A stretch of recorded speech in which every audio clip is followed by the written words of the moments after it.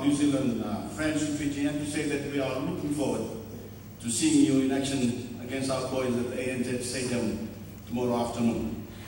From the time you do your haka, and of course we do our ribi, I'm sure every rugby fan in Fiji will be treated to a great spectacle. So I welcome you all to Fiji on behalf of the nation, and may the best team win. Fiji, of course. I understand there's a picture of Charlie on the front page of one of our papers today with one of the longest tongues I've ever seen. In the olden days, it would have been a very tasty morsel. 150 years ago, we had this lunch. 150 years ago, we had this lunch. We have Charlie and the rest of the Maori collection as part of the menu. We very much appreciate the efforts you're all making to support the game in Fiji.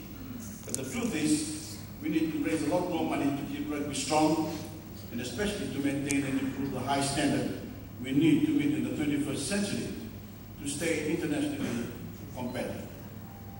We as a small Pacific Island developing state, playing against the big boys of world rugby, countries with huge resources and access to the kind of corporate funding we simply don't have in Fiji.